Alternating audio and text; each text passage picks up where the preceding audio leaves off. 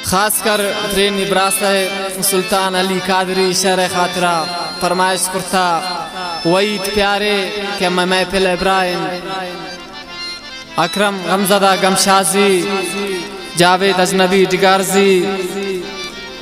सामी शाहीन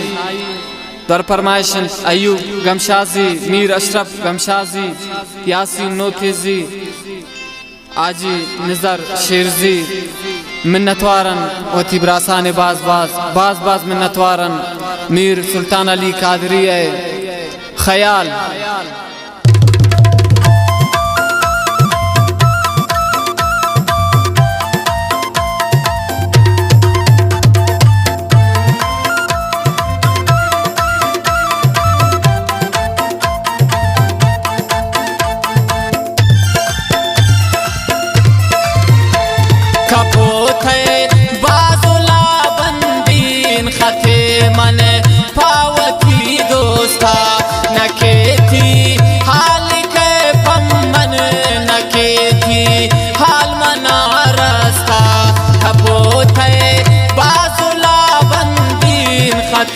मन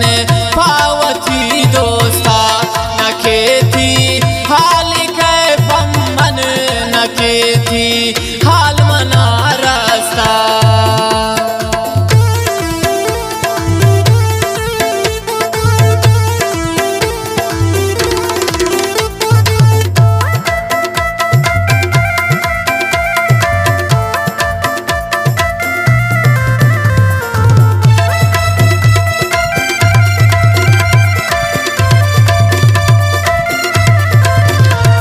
जावेद मोबाइल खुशिया फरमाइश मोहसिन मुसाजी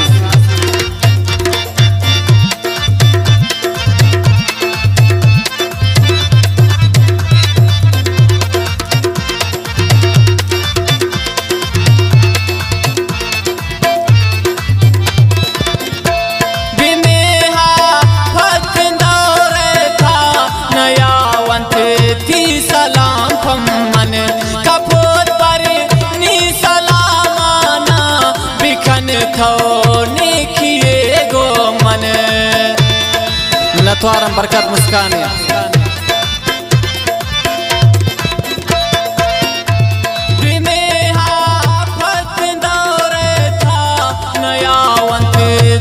सलाम पमन कपोत पर नी सलामाना बिखन थोने किए गो मन कपोत है बासुला बंदीन हथे मन पावती दोस्ता न खेती हाल के पमन न खेती हाल मना रसता न खेती हाल के पमन न खेती हाल मना रसता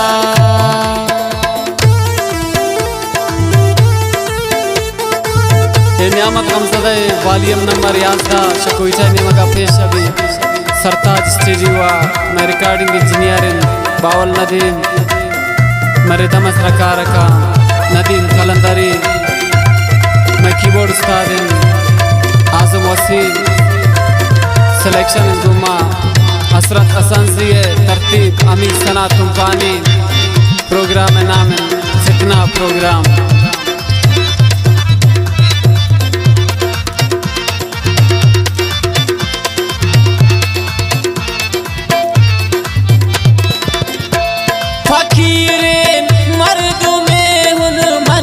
फकीरी या मनी जानैन अगासर गुनी खत फथा खथा थो नी जरूर बानैन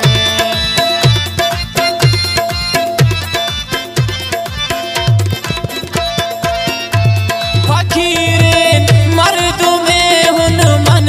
फकीरी या मनी जानैन अगासर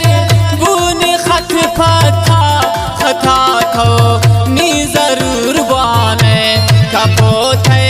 बासुला बंदीन हथे मन पावती दोस्ता न खेती हाल के पमन न खेती हाल मना रसता न खेती हाल के पमन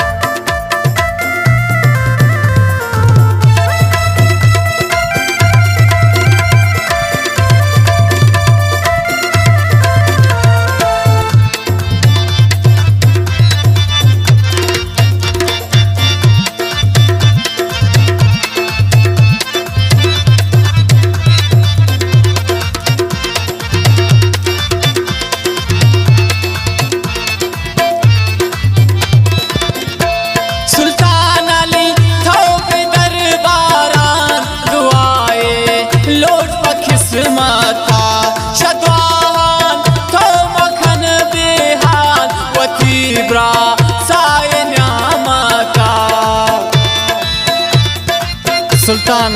अली कादरी परबंदन सुल्तान अली थोबे दरबारान दुआए लोट पकिस्मता